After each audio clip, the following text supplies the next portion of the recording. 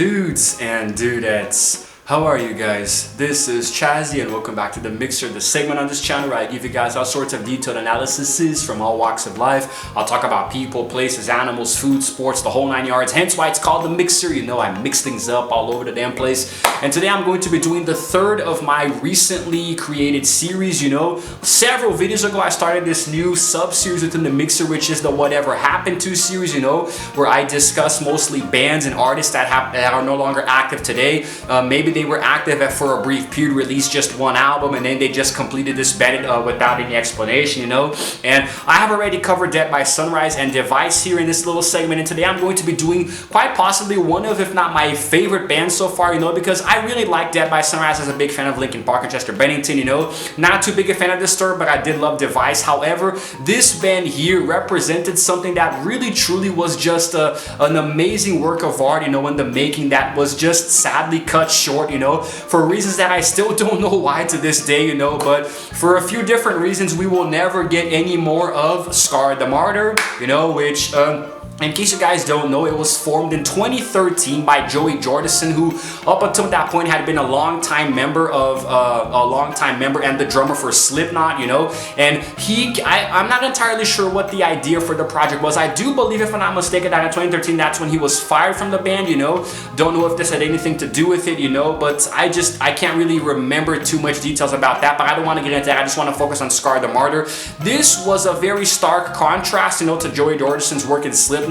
He was already a drummer for other bands before that, you know, and during that time, but this one here was different because it was a much more controlled metal. It was a heavy metal band that actually took different kinds of metal sounds and fused them together. So we had a little bit of alternative metal and new metal and industrial metal as well, you know. So it was very, very well done. The sound was very well layered out, you know, and they were actually kind of like, they were almost essentially a super group, you know, because the members were actually, with the exception of the vocalist, who was still kind of up and coming at the time, you know, every other member had played in a big band before, you know. So it coming together and forming that symbiote, you know, really gave metal a whole new scene, you know. So I really, really did like their music. They only ever released one album, you know, but it was very impressive. And the thing is that there was a lot of hype building up to this because it was Joey freaking Jordison, you know. So I mean, we really had a lot to expect, you know, having listened to Slipknot for so many years, and prior to that he also played in Murder Dolls, you know, and a few other bands. But the thing with Joey is that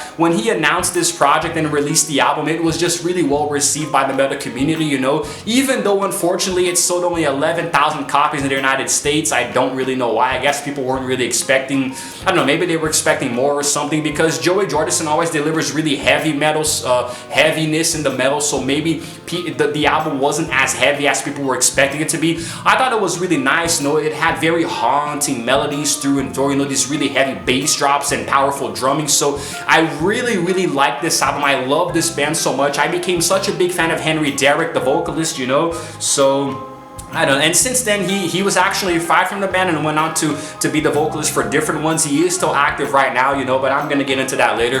Before I continue and give you guys a little bit more history of the band and more information, let's take a look at a clip of them playing live from back in the day, you know, 2013, when they were active.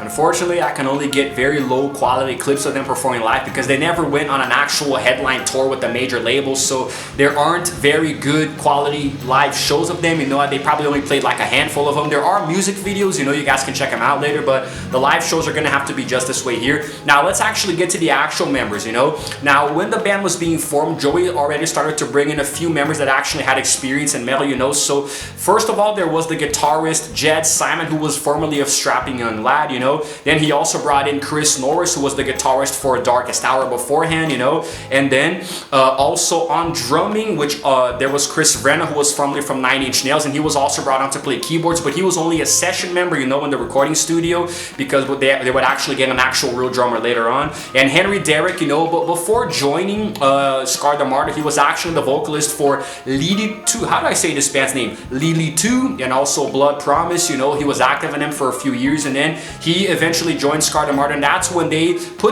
began recording and released their first and so far only album, which was the self-titled Scar the Martyr in 2013, which really made a lot of use of the industrial and alternative metal sounds that we had come to know and love from other bands before that, you know. And the experience that Joey Jordison brought to the table and mixing up with the other guys really brought in so much more dynamic atmosphere to the album sound, you know. I really thought it was nice. There were some songs that, all of the songs are amazing. I like some more than others, you know. I do believe my favorite could probably be Blood Host, you know, but I'm also very partial to Soul Disintegration and also Cruel Ocean, you know. Every single song is a journey, man. It's a crazy ride all the way through, you know. There's also White Nights in the Day Room that is a little more melancholic and haunting, you know, where Henry more so just sings and screams very little. Henry is a very powerful vocalist, you know, because he can actually have a very wide vocal range. He can sing melodically and also do, you know, these shrill guttural screams. I really like the way he uses his voice, you know, especially in some songs with more, you know, dynamic breakdowns in the bass and pounding drum sounds, you know. So then this album here was actually released alongside the artwork, which is also haunting itself, you know. And Joey was actually performing all of the drums, the drum, bass, and rhythm guitar duties, you know, before bringing in Chris, who actually subbed him in for all of that, you know. The album itself was very nice. The cover art is really strange, you know. It's really cool, but I don't really understand. It's kind of like a haunting little mask of sorts. It kind of harkens a little back to Slipknot, you know. It kind of reminded me a little bit of his influence there. So the album itself was really, really cool. I'm not sure if they actually went on any tours, you know, but there are a few things here that I can actually give you guys some really cool information, you know. So now there is a different vocal style, you know, between Herrick and Corey Taylor from Slipknot, you know, and the keyboards were actually used to create these very eerie atmospheres in certain songs, you know, almost like there is this band that I think the name is Impending Doom. I think it's like a Christian death metal band or something, a very weird mix there, but that is a thing. So yes. Now also the industrial sounding guitars really brought in this air of like, the album was 74 minutes long, so some of the songs were a little bit longer, kind of like these thrash metal elements of having really long guitar solos and drum solos as well, you know. But the two guitarists, man, they really came together, Jed and Chris, to play some really pounding these riffs, you know. These soaring, screeching riffs. Pounding is more for drums. So there are some songs where you can really hear the melodic breakdown in these dual guitar players, you know, so I really like that as well.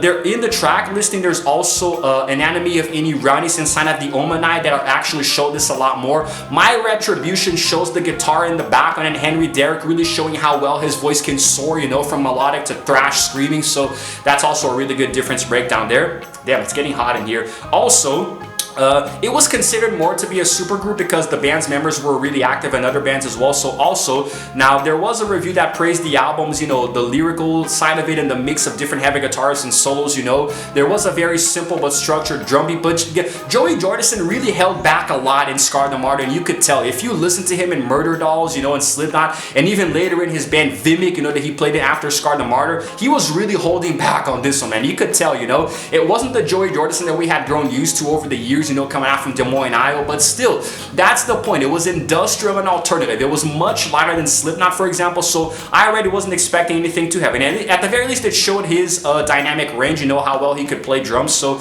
yes. Now, there are many elements that seem to kind of draw a little bit, you know, from Slipknot's work at the time, you know. I do believe they had released 2013, right? I'm pretty sure, well, they released Point 5, a great chapter in 14, but Joey wasn't involved in that. I believe the last album was All Hope Is Gone, you know, in 2008, you know, that's before Paul Gray died, so it kind of like was a little similar to that, you know, so yes. And yeah, man.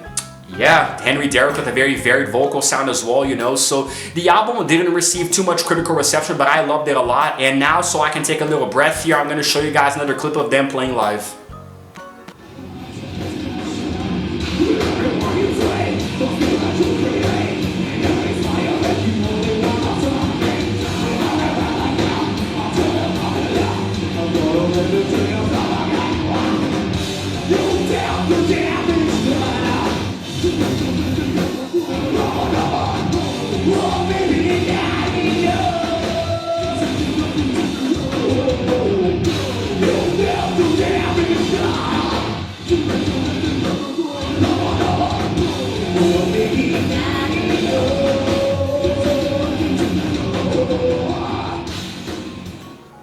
Now, a lot of the songs boast really catchy choruses and these awesome, these rhythmic guitar patterns, all these riffs and solos. Although the keyboards weren't used so much, you could barely kind of notice them in the background. There is still a very cool horror-themed atmosphere, and even a few elements of, electronic and retro sounds, thrown in the mix, So it's a very varied album. It really embraces the whole alternative metal thing, that actually, takes different styles and meshes them together. Also, the nu metal side represents this as well, So I really did like this album a lot, and I really think that the overall presence of this darkness in it was unfortunately not enough to keep the band going, but I thought it was really nice. After Joey was left Slipknot, he focused primarily on Scar the Martyr, but unfortunately Henry Derrick apparently citing these creative differences, he departed from the band in 2014, apparently because of this thing with artistic direction, personal opinions, and business decisions. We will never know what exactly happened, because one source says that he left and another source says that he was fired, so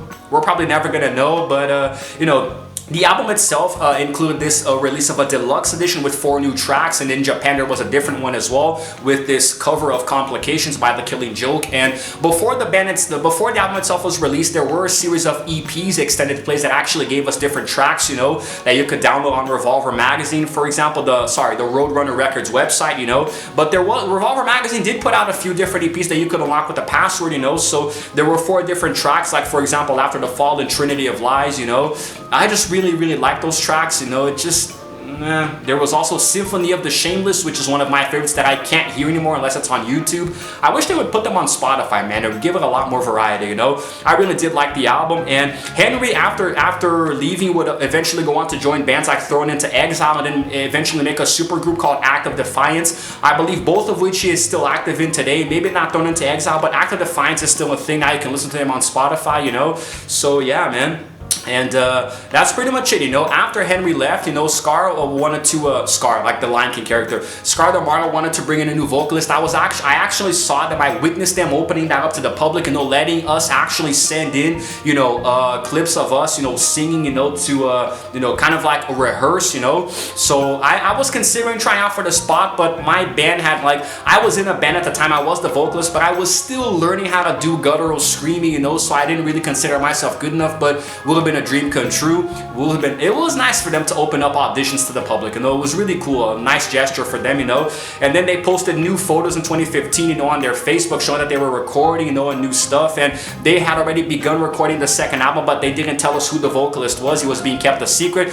Then out of nowhere, Jordison said in 2016 that the band had completely disbanded, and he was like, nah, I don't care anymore, and made a new band called Vimic, Joey was a freaking douche, man,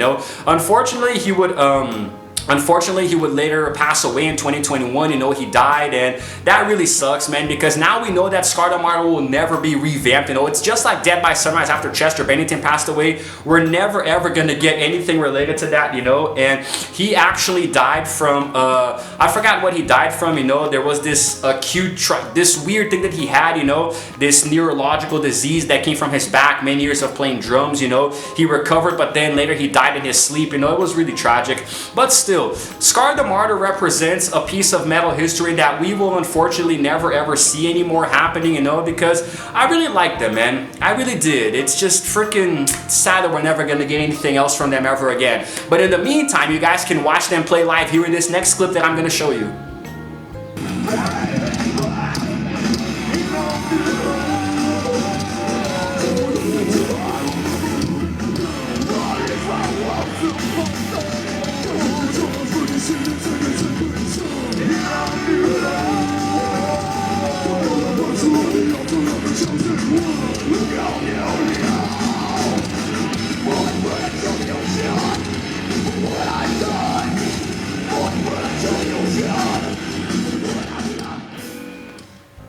You can feel it, can't you? The power behind Henry Derrick's voice, man, freaking awesome. Although they're not very good live. Henry is kind of weak live actually, but still, in that particular song, maybe you heard how powerful he was. You know, it really doesn't show much live as much as it did on the album. You know, the album was a crazy ride all the way through, and even the final track, man, the last track was the perfect way to end this album here. The last song is called Last Night on Earth. You know, it's freaking haunting as hell. It is an 8.5 minute long fiasco, you know, with many breakdowns and solos and Henry just soaring, you know. It's just crazy how the guitars just screech in this track, and you hear Joey just pounding, banging on those drums with all his might, man, you know.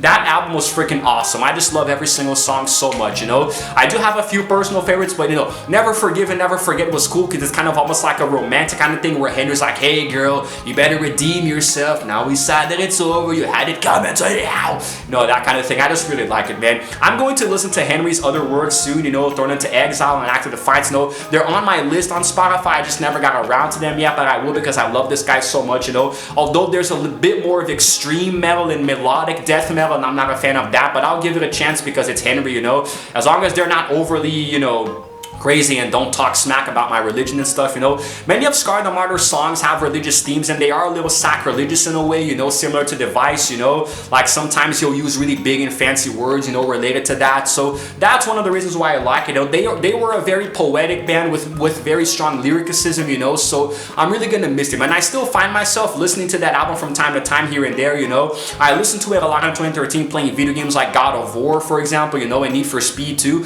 but especially God of War because heavy metal goes so well with violent games, you know. I listen to it so much, so I can always associate Scar the Martyr with playing God of War, you know. So yeah, man, it's freaking crazy how these things work, you know.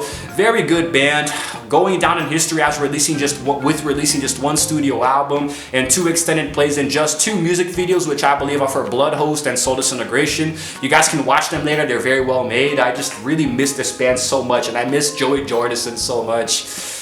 It's like Corey Taylor said in that Slipknot song for Paul Gray, right? Skeptic. He said, God, stop taking the best of us. Oh boy. But yeah, guys, I'm gonna end this here. There's nothing else I can say. Very big fan. Let me know in the comments below if you ever heard of Scar the Martyr, if you were a fan yourself, you know, what your favorite song is. I can't ask you what your favorite album is because they literally have just one, you know.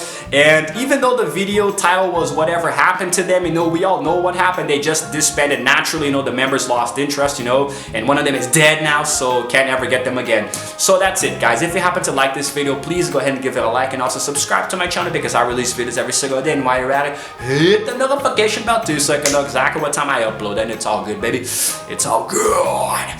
This is Chazzy signing out for now, and as always, I will see you guys in the next video. Roll the outro screen.